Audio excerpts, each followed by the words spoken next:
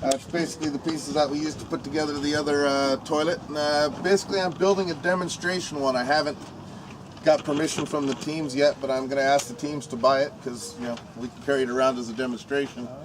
Because no one wants to handle the other one for some reason. When you said hands-on toilet, I wanted to reach one of those little wipes. Yeah, I don't think any germaphobes showed up today. But I wanted to discuss why composting toilets. So we obviously talked about water use, and that I think is the main reason.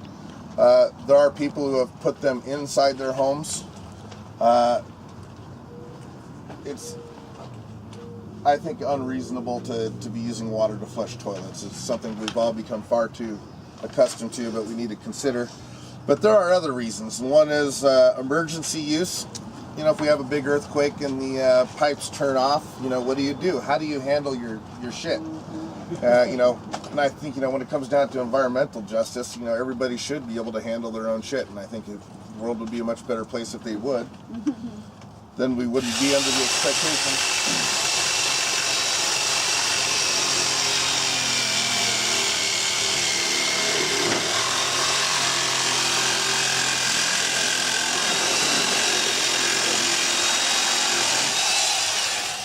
Oh, this guy's so rude, huh?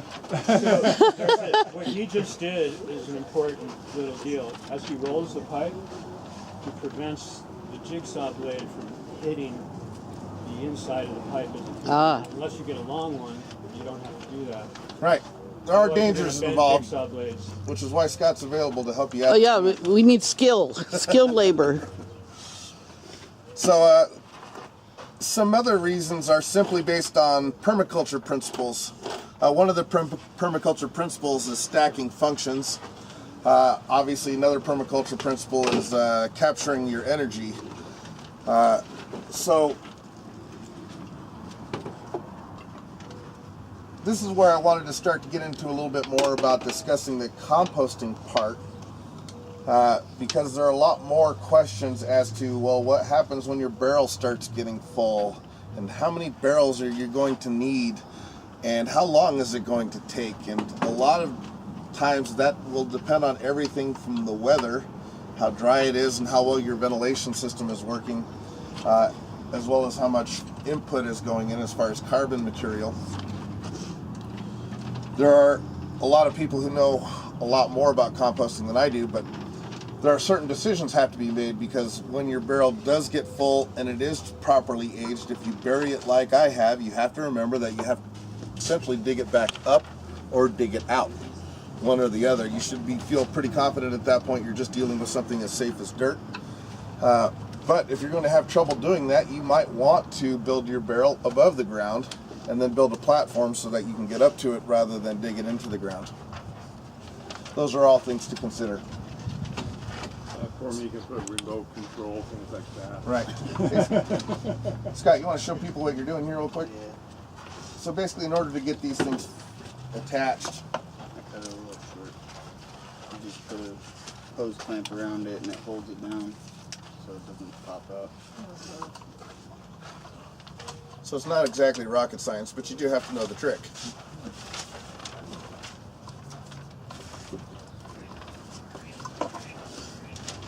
So one of the things that I tried to do to prepare for this is Isaiah and Manuela loaned me the Humidor handbook, and I ripped through and read that thing as fast as I could, and I didn't pick up very much, actually.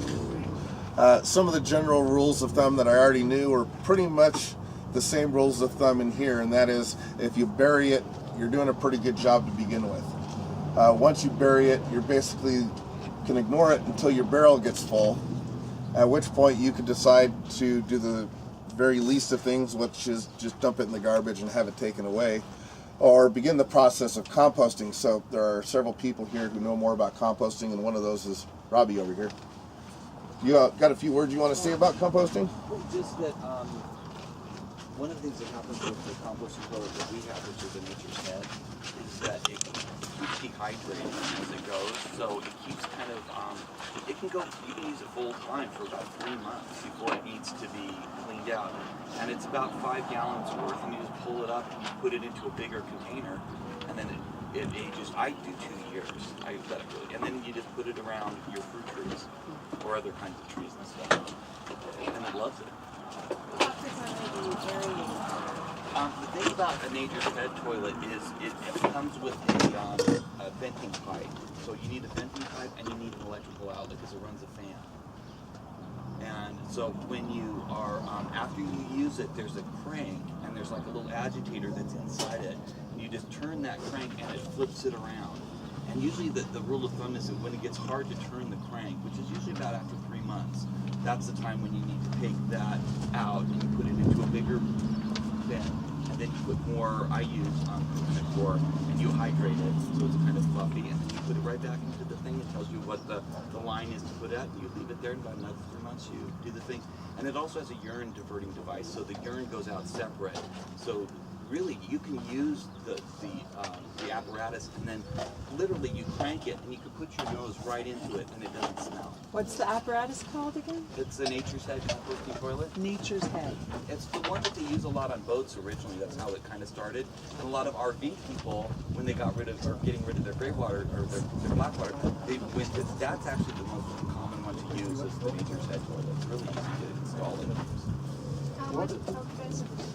That's the thing. It's so much cheaper than installing a whole sewage system, but it's still about $1,000 for it. But you can get deals on them, and you get like fake versions of them out there too. But in the long run, it's a lot cheaper than buying a regular toilet and doing a whole sewage system. But they do run about $1,000. I've heard one of the disadvantages of human waste is that it contains heavy metals. Our diets being what they are these days. Medicines. Oh yeah, or drugs. I don't know about drugs. I'm always. But anyway, it's a concern. Hair care products can contaminate a city's water supply around the groundwater. We do need to rely on nature, though, and I think nature's process, and that's one of the things that the Human book talks about, and you can kind of see it here, and they call it the human nutrient cycle. The very metals and stuff that we eat are the very metals that the plants need in order to give back to us to eat. And pretty much those very proportions. And so if you can balance your nutrient cycle and recompost your stuff, excuse me. What was that movie where Matt Damon went to Mars? Is that who that went to Mars? Oh, yeah. Yeah. The Martian? Oh, that was tough. It's kind of the same thing. In the worst case scenario, you're basically taking something that's toxic to you and turning into something that's beneficial to you.